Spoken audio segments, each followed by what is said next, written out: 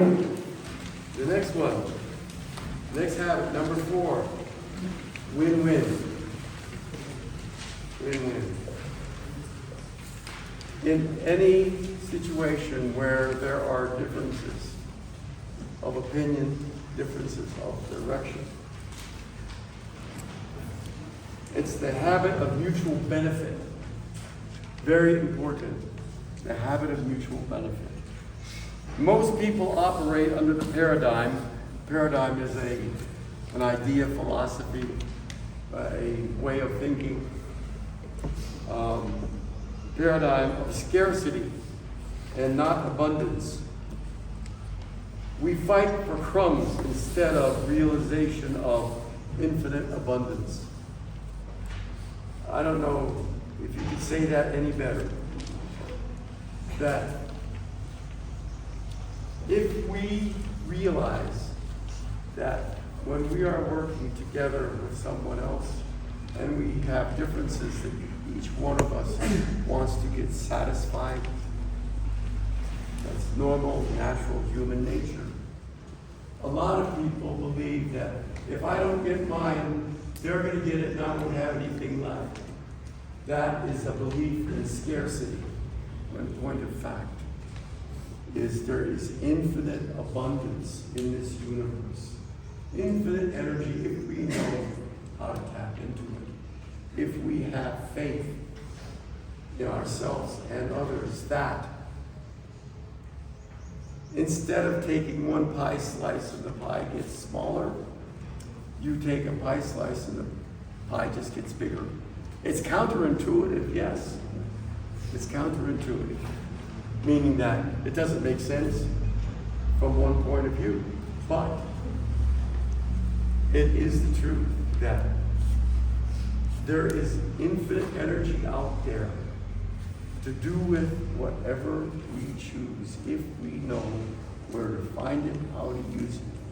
This is where things like knowledge, meditation, where we open ourselves to those internal energies that help us to know that there is infinite abundance and not scarcity. And when we believe that, we act that way. We act from the mindset of abundance. And when we're working with others, we must figure out a way that both of us win, not compromise. Compromise, nobody wins.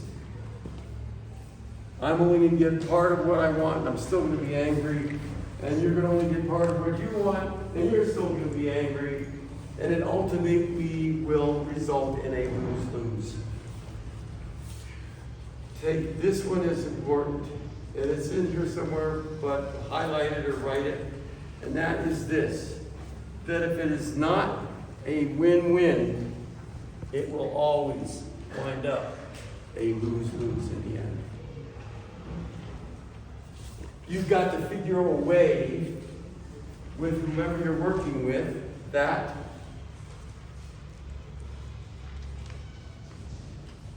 we can both get what we want by being creative in our approach to the problem. You see? By thinking outside the box, if you will. By looking at things in a different way, a new way, sharing ideas, respecting the other person's ideas and their understandings. This is how you can create that win-win environment. Is through dialogue, respect, thinking outside the box, thinking creatively.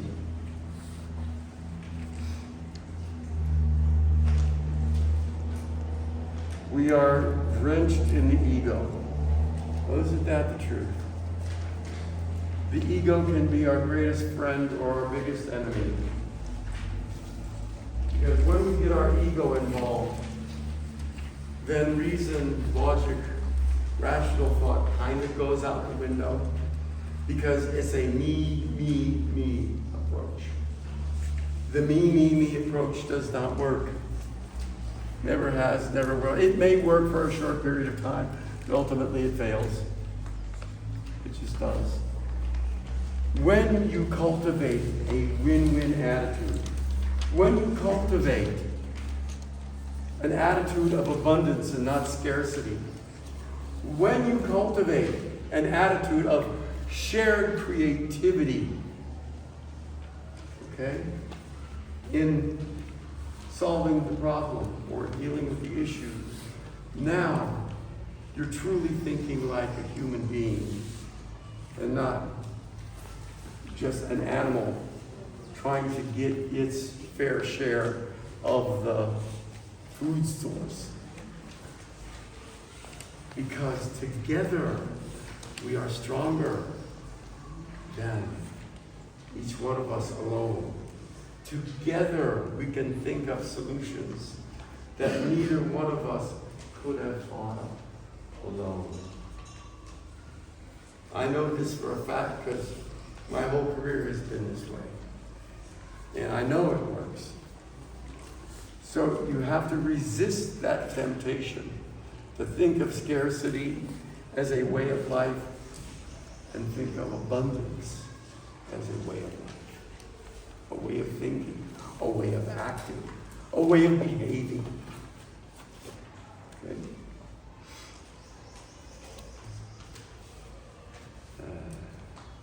It says it all starts with the person. Putting another person's needs of equal value to our own. Putting another person's needs of equal value to our own. That's when we have taken our little ego, put it in our back pocket, and let it sit there. It's not required at this point. Work together to achieve a greater good.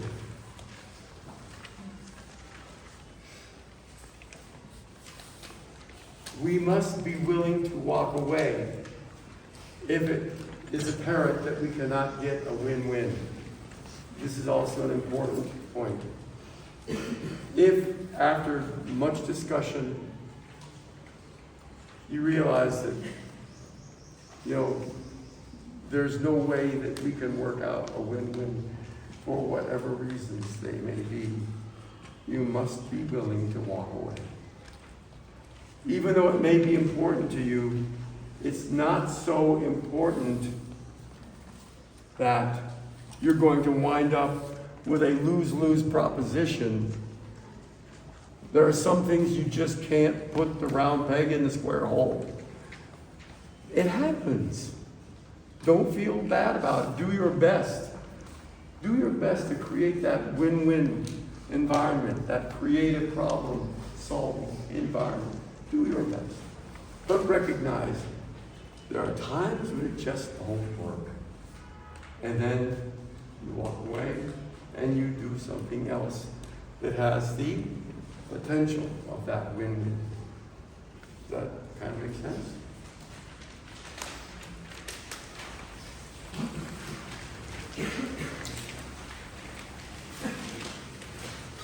Habit 4, cultivate an abundant spirit. Very similar. It says in relationships receive mutual benefit where both parties win. Anything that does not wind up with win-win will ultimately wind up lose-lose. I think I already said that. Number 5, seek first to understand, then to